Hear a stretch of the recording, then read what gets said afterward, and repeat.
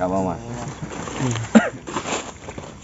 Tadi tuh di Senopati tiba-tiba masuk Mas. Tadi kan saya mau tarik burung daerah sana tuh. Tapi tiba-tiba. Enggak, tadi saya ingat juga terakhir saya mau tarik burung daerah sini Mas. Soalnya kalau saya sama Mas Yanto tuh kalah penglihatan saya. Takutnya kalau bareng Mas Yanto tuh yang ngelihat Mas Yanto dulu. Nah saya cari ke sini tiba-tiba nggak sadar. Iya, tiba-tiba saya dipanggil sama Mas, sini ke Senopati. Datang masuk raga masjid dan di situ belakangnya Mas Yanto tuh Mas. Itu datang menemui kita. Itu untuk yang pertama kali Mas. Itu menyadarkan kita tentang kematian. Kok bisa? Ya mungkin karena sekarang keadaan dunia lagi seperti ini bisa jadi.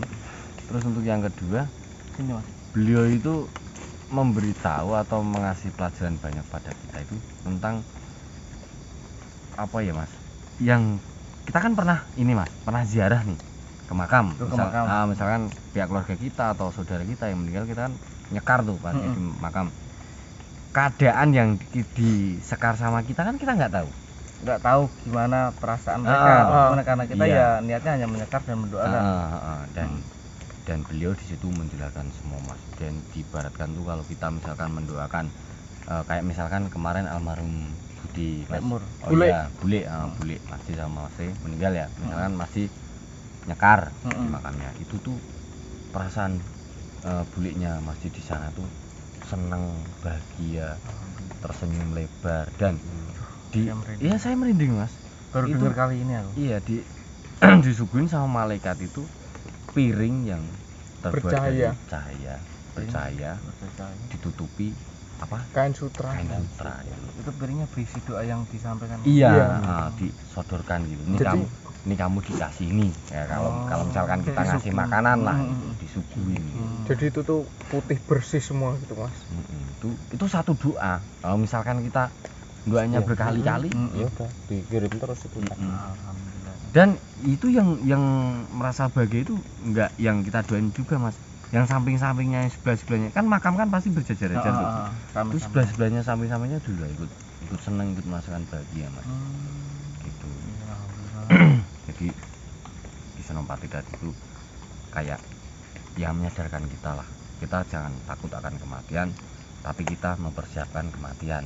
Iya. Intinya di Senopati tadi sih. Dan juga biar supaya kita tuh ada bekal di mana nanti kita kalau sudah tiada Mas. Berarti pesannya itu ya. Iya Mas. Jangan takut banyak kematian, tapi persiapkanlah untuk kematian. Iya, persiapkan untuk kematian. Ibadah. Banyak-banyak ibadah, bersyukur kayak gitu Mas. Ya, kita ya apa ya Mas ya? Namanya manusia kan ya kayak gitu ya Mas ya. Ya kadang punya kesibukan, kadang sampai kadang hilaf lupa nggak sholat ya.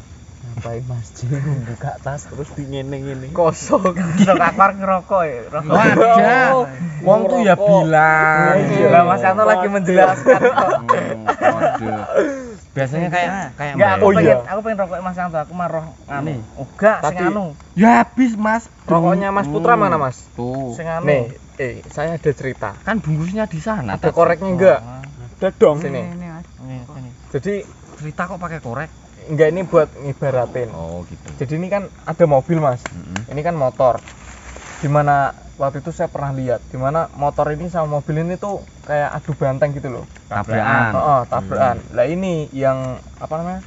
Penumpangnya pengemudi mobilnya ini sampai geletak keluar. Nah terus ya akhirnya si pengemudinya ini udah meninggal di tempat gitu Mas. Ya terus.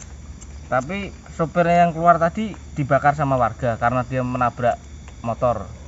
Enggak dibakar, langsung dibawa ke rumah sakit. Nah, terus kenapa itu dibakar? Ngapain dibakar? Wah, jaluk rokok dadak cerita ya. Asem lah. Wah, ya berarti pinter ini dia. Pinter. Pakai kayak gitu aja. Tapi jarang nyumek wong nyileh kok maksa. Apaan? Pasal 1 ada. Perjanjian ra goreng. Oh iya. Pasal 1. Aku duwe aku nek rek. Tapi wis kesumut ya wis. Tapi buat teman-teman ya yang di mana aja berada, apakah kalian juga merasakan hal sama di mana cowok itu punya korek tapi nggak punya rokok? Kebalik. punya rokok tapi nggak punya korek. Padahal kalau beli misalkan ini 20.000, ini cuma 2.000 perak. Ya, siapa? Tapi tuh ini sama ini tuh kayak berharga banget ini loh. Iya mas. Ini dicolong orang satu batang ya. Ya wis nggak apa-apa. Ya nggak apa-apa. Kalau ini loh berharganya. Wah saya mas pernah mas. Apa tuh? Kebelet BAB ya. Waduh saya udah namanya orang kebelet BAB langsung ke WC ya. Saya nggak bingung nyariin korek. Korek saya mana ini? Sampai mau nemu giliran nemu korek ya, BAB-nya udah hilang. Oh, rasanya BAB-nya udah nggak hilang. Saking bingung gue korek. Waduh. Harusnya Mas Yanto itu lari ke rumah Mas Suka langsung dapat. Buat pondasi. Emang kalau BAB nggak ngerokok tuh emang nggak bisa mas? Nggak enak kurasi. Lah kan yang disedot kan nggak ada aroma-aroma. Gantung orang-orangnya re. Nggak semua orang. Nggak semua orang. Tapi kan saya udah kulina. Kalau saya juga kulina sih, ngerokok. Kulina itu sih kebiasaan. Sudah terbiasa. Iya. Jadi sambil gini, Gimana? gini kan, sambil ngerokok gini wah. Kene megang kopi. Ini megang kopi yoga. Dari Ngingeti kono ngono. Walah, Gurun Sahara. pantai. Paris ya. Paris kapan kok kono? Mohon maaf bagi yang nonton sedang maem. Oh, Pak Aris. Paris. Paris. Paris. Lek Darno. Paris mas. Itu Faris. Haris Panjava. Jadi itu ya teman-teman ya. Pesan-pesan dari Ki Senopati kalau bisa diperpendek, intinya itu jangan takut akan kematian, persiapkanlah untuk kematian. Pesan peti, pesan kain kapan. Iya, bener. Itu kayak tangga saya, Mas. Bener. Apa tuh? Apa sih? Kok nggak jelas ya? Yo, Isi, wajah ngapain sih teriak-teriak? tangga saya itu kan udah tua. Awet dia. Udah tua. Dia itu punya tanah di sebelah rumahnya. Itu dijual. Nggak tahu laku berapa. Uangnya itu dikasih ke tetangganya. Dia suruh ngurusin simbahnya itu tadi. Ini tak kasih uang tapi saya diurus sampai meninggal. Nah, tapi si orang tua ini tadi minta uang buat beli peti, Mas. Ini di rumahnya udah sedia itu. Beneran ini? Beneran itu. Terus Tapi orangnya meninggal belum? Belum ini, Mas. Meninggal. Mosok tak kira Tenan tak jak rono nek enggak, ra percaya. tak kira mbah itu pesen peti terus let sedelok terus meninggal gitu. Dia- Kayak ada firasat gitu tak kira. Enggak isih urip iki, Mas. Apa yang Berarti- dimaksud? Teko sprene petine hijau toh. Kain kafannya juga. Ya bon nek iki. Hmm. Sing genah peti, empre golek sing ukiran mesti piye ya. Patoknya sekalian sebenarnya mas. Mbuh, Nama, apa? bulan. Anu, Tahun. keduk sisan. Ya jangan nanti junggruk. Iya. Orang meninggal itu kadang juga ada firasat-firasat yang dia sampaikan secara tidak sengaja loh Mas. Iya benar mas, benar. Kayak ya kita bukan ingin mengingat-ingat orang yang sudah meninggal ya. Iya. Ini hanya kita sharing, kita ngobrol. Almarhumah Mbak Nesti. Almarhumah Mbak Nesti. Bener. Kosek mas. Sebelum bercerita ini saya jauhkan dulu jadi biar enak, biar kelihatan semua gitu loh. Oh iya. Ya, itunya kalau kurang terang nih satu lagi. Iki wis padang kok mas. Oh, ada ya. Wis. Oke. Ini almarhumah Mbak Nesti. Itu suaminya adalah Lek Sukamdi. Di mana setiap waktu, setiap saat kan pasti ada Lek Sukamdi di situ. Mbak Nesti itu di detik-detik menjelang ajalnya, beliau sudah mendapat firasat-firasat seperti itu, di mana salah satunya adalah mimpi. Itu mimpi kayak aduh Mas Yanto Masuk. pelek tenan kayak aduh Mas Yanto Masuk. pelek tenan ya Allah. Lagi cerita penak-penak. Ya Mas lanjut. Cawi sih. Cawi. Iki Mas dipepet Gedung jati. Pakai ini Mas. Santermu lho Bang, nyelorot kok Mas tularan Mas.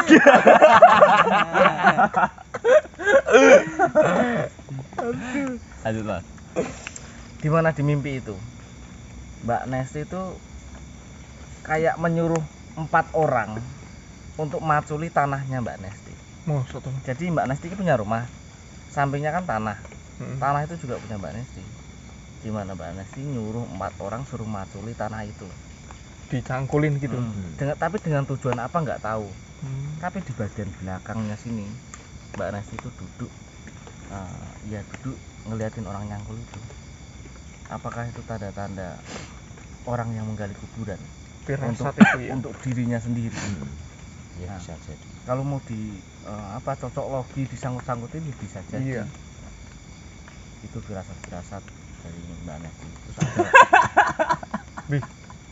wah gila edan ya Mas Putra edan jauh dengan Mas Yanto center mau orang kesurupan nih nggak kesurupan nih. Halo, assalamualaikum. Assalamualaikum. Dengan siapa ya? Dengan Mbah, Mas atau Mbah? Nah yang satu lagi itu waktu Mas cerita sama saya yang katanya almarhumah malah didatengin apa yang sosok hitam. Oh iya, di mana di saat itu juga lagi rame-ramenya sebuah kejadian lampor. Iya, tanda terbang. Mbak Nesti itu punya rumah. Pintu utama, pintu depan. Pintu depan itu ada ruangan untuk keluarga, terus ada pintu kamar. Di mana di sekitar jam 2 atau jam 1 Mbak Nesti itu merasa pintu kamarnya ada yang mengetuk. Di situ Mbak Nesti ngelilir dan membuka pintu. Tapi yang diketuk tuh pintu kamar, Mas. Dibuka pintu, pas dibuka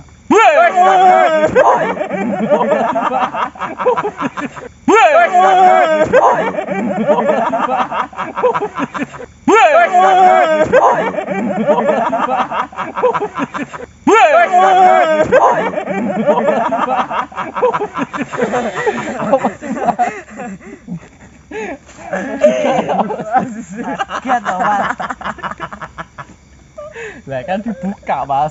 Kan kaget ya. Lah dibuka ya.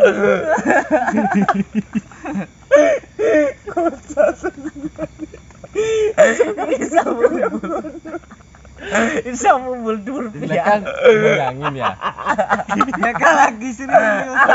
Ya kan bayangin dibuka. Kan dibuka itu loh maksudnya. Gambarin Mas, saya gambarin. Kamu ngapain sih loncat-loncatan? Rp1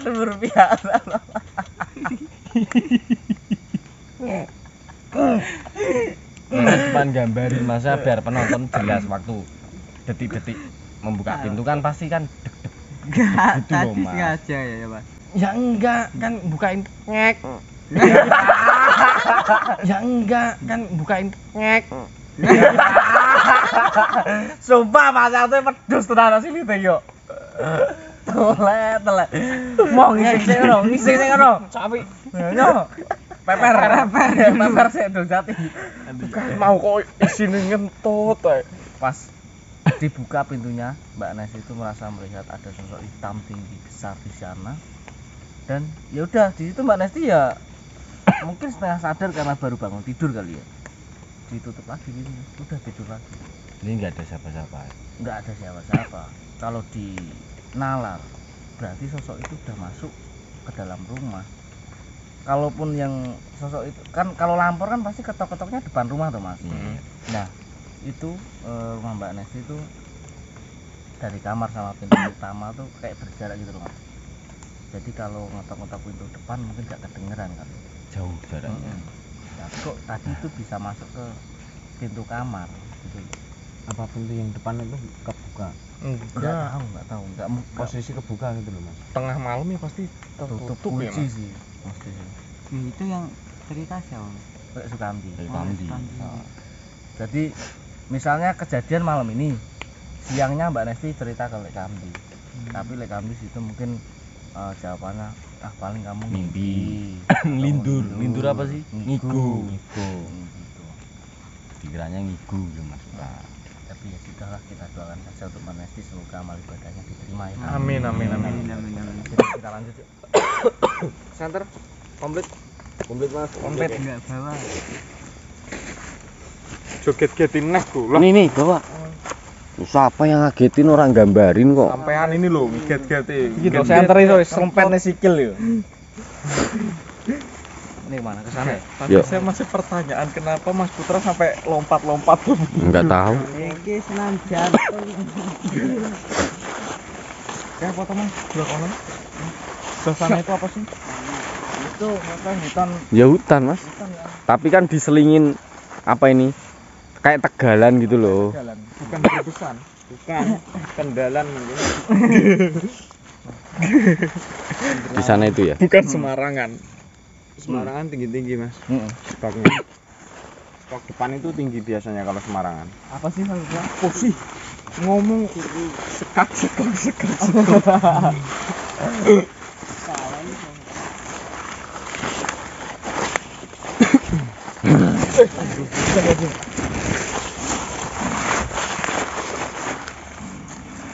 Siapa ini?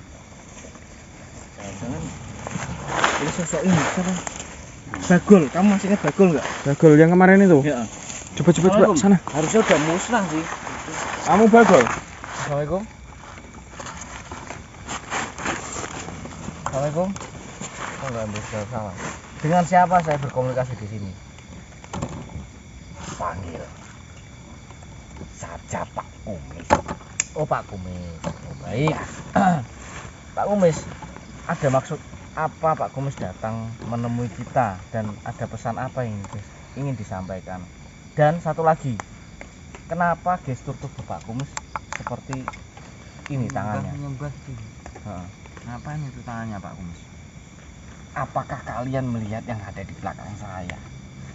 Astagfirullahaladzim. Ini saya sedang mengontrol yang ada di belakang saya. Pak Kumis, ini ada banyak banget tuh Pak Kumis. Ada yang matanya merah, ada yang tangannya panjang satu. Astagfirullahaladzim. Itu yang belakang situ ada yang kepala doang gelinding.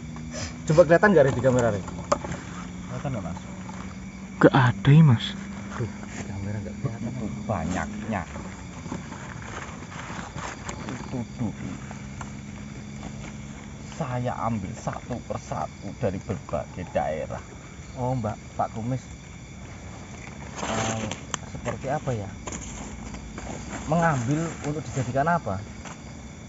Seperti itu. Dulu saya adalah seorang dukun.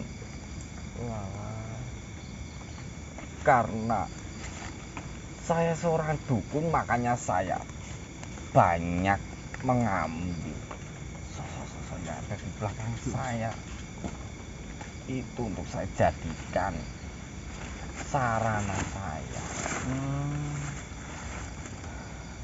Dulu Pak Kumis merintahin sosok ini untuk diperintah menjadi apa, untuk diapakan maksudnya ini? Ya semua itu tergantung manusia-manusia yang datang sama saya. Oh, jadi ada pasien datang ke Pak Kumis, terus mintanya apa, tergantung sosok-sosok ini berfungsinya apa gitu. Iya. Wow. Terus yang saya sesalkan, kenapa setelah saya tiada, mereka masih mengikuti saya. Saya Kalau- sudah capek. Kalau boleh tahu sosok-sosok ini Pak Kumis piara atau dibiarkan begitu saja, nanti kalau Pak Kumis membutuhkan Pak Kumis panggil atau gimana? Memang dulunya saya pelihara satu persatu.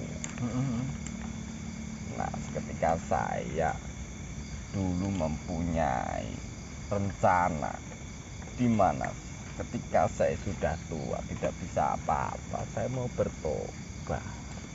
Tapi sebelum saya bertobat, entah kenapa ajal sudah menjemput saya dan apa yang sudah saya ambil masih mengikuti saya sampai sekarang.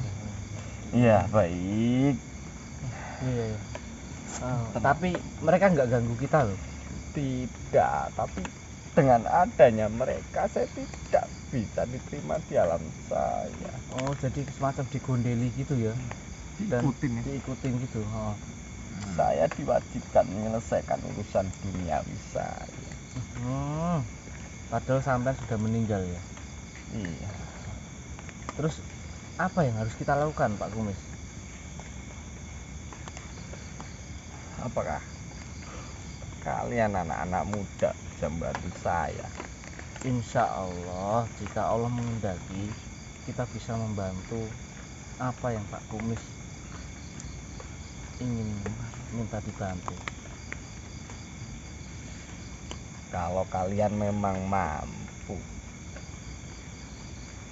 suruh mereka itu pergi dari saya, menjauhi saya, karena saya sudah tidak mau memelihara mereka. Karena sekarang saya mau bertobat, dan Mungkin ini sosok-sosok menuntut atas dulunya kan Pak Kumis pelihara Mas. Nah Pak Kumis sekarang udah meninggal kan nggak ada yang melihara, sedangkan sosok itu belum dilepas dari Pak Kumis. Oh ya belum sempat ya. Tapi Pak Kumis sudah keburu. memang saya dulu memanfaatkan mereka, tetapi saya di situ mengasih imbalan. Di mana ada yang saya kasih darah babi, ada yang saya kasih daging sapi, ada yang saya kasih darah manusia. Astagfirullahaladzim. dapat dari mana darah manusia? Ya mereka cari sendiri, tetapi sayalah yang menyuruh mereka. Saya tunjuk manusia itulah seperti itu. Iya. Gimana ya?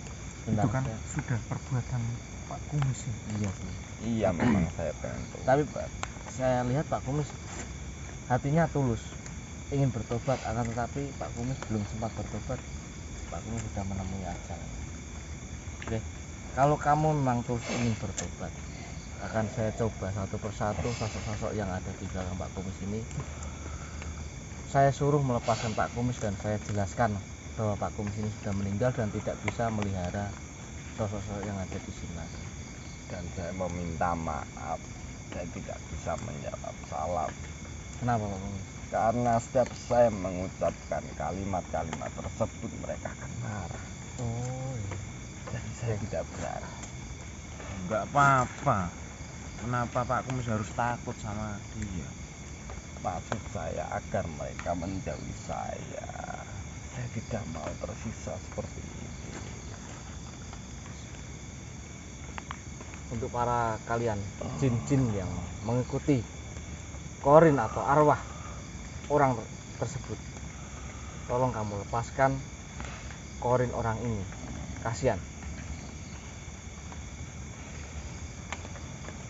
mereka semua menolak. Gimana ini? Jadi sini ada sekitar Banyak berapa Mas? 9, 8 atau 9 ini. Kalian bisa membantu saya, ada satu cara. Apa itu Pak Kumis? Tolong cabutkan satu rambut saya dan bakarlah sekarang, karena dulu saya membuat perjanjian di mana semua yang sudah saya ambil saya taruh di dalam rambut saya. Oke. Jika Pak Kumis sekarang ada di dalam raga teman saya pada saat ini, apakah rambut teman saya dapat mewakilkan rambut Pak Kumis saat ini? Bisa. Alhamdulillah. Oke. Tapi tolong bentengin yang di belakang. Mas juga Mas Putra dan Mas saya tolong bantu bentengi Pak Kumis ini ya.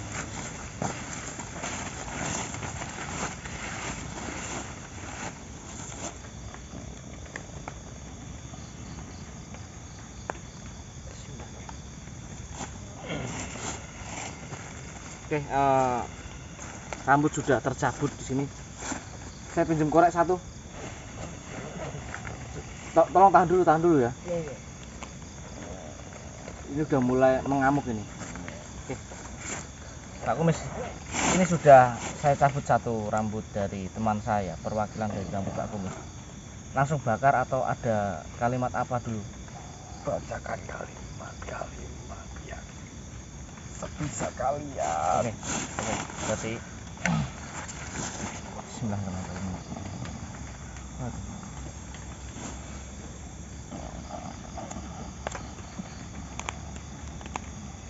Astagfirullahaladzim. Alhamdulillah. Gimana Mas? Kebakar. Saya bantu Pak Kumis. Semoga Pak Kumis tenang di alamnya.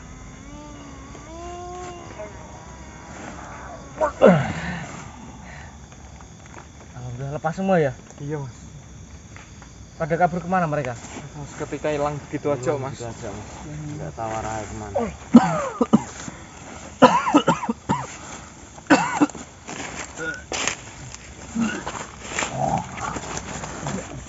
Pada lari kalang kabut gitu.